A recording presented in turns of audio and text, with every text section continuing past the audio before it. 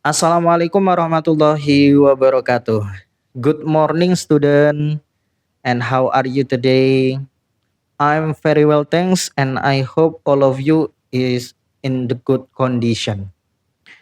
Okay, student, this is our fifth meeting.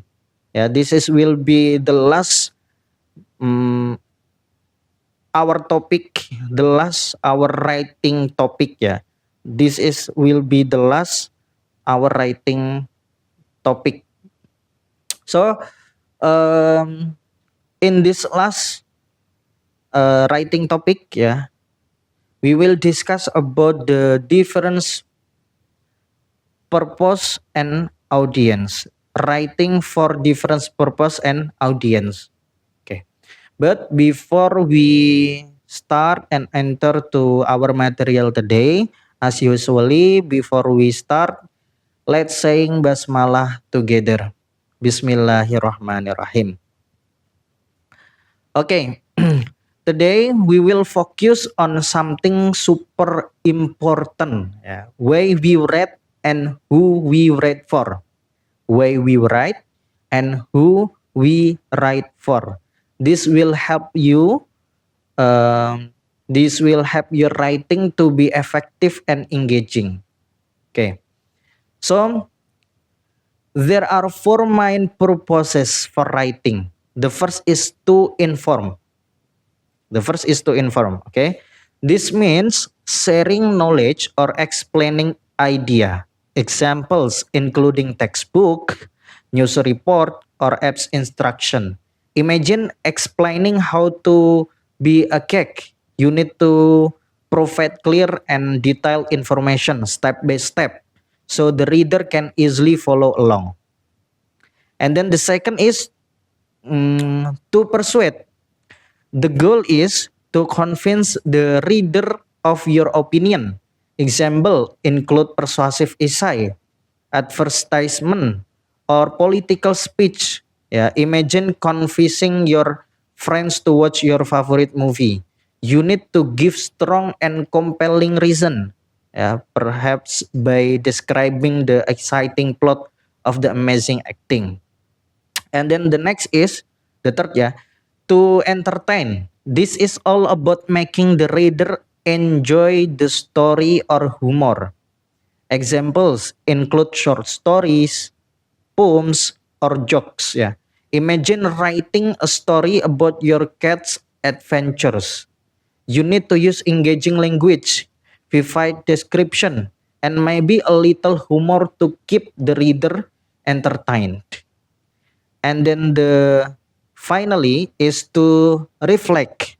The purpose is to explore personal thoughts and experiences. Example include journals, poems, or personal essays. Imagine writing about your vacation experience. You can express your feelings, impression, and what you learned during the trip.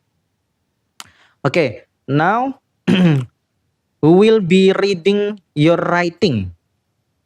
This is a crucial, yeah. Who will be reading your writing? This is some crucial. Writing for teachers is different from writing for a friends. The language you use to explain a math formula to your teacher will be different from the language you use to tell your friends about your weekend. It's very different. Okay. Similarly, yeah, writing for children versus writing for professional requires different approach. You need to adjust your vocabulary, your sentence, your writing style. Yeah, that's for to match the reader's level of understanding. Imagine explaining how to use a computer to a young child.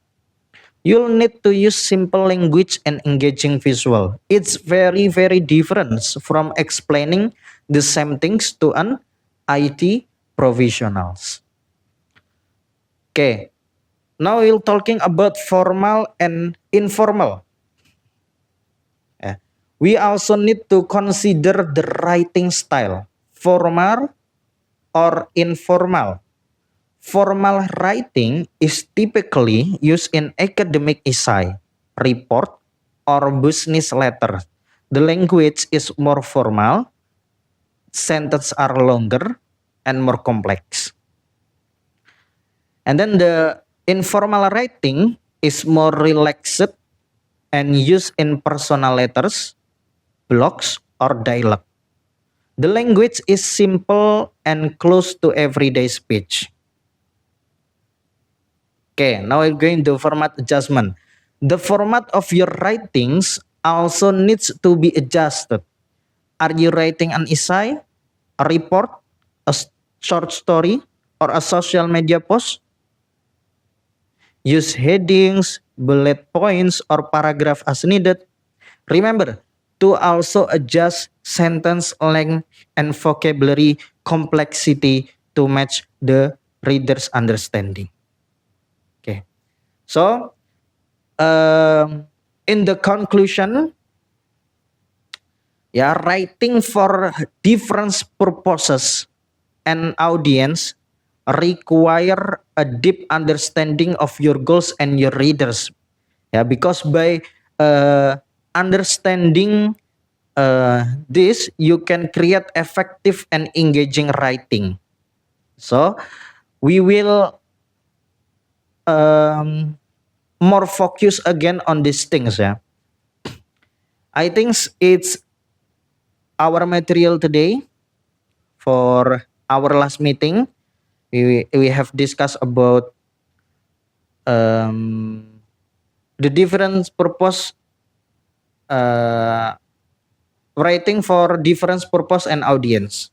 Okay, we review again. We review again from what I have explained just now.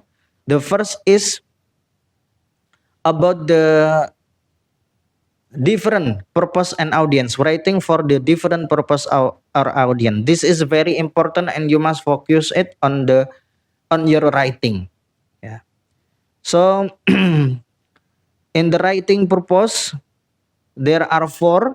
The first is to inform, and then the second is to persuade.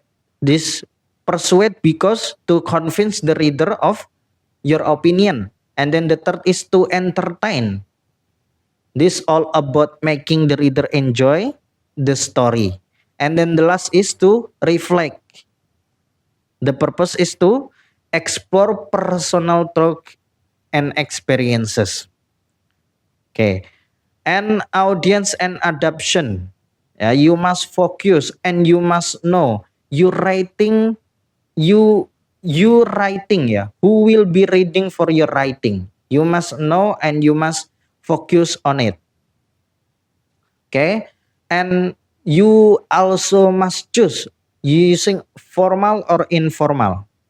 Because this is very different. Formal writing is typically used in academic essay, reports, or business letters. Difference with informal. Informal is just relax and use the everyday speech language. This is usually for personal letters, for blogs or dialogue. Okay, and you also need to format adjust your writing, because your writing an essay, report, a story, or a social media post, use heading, bullet point, or paragraph as needed.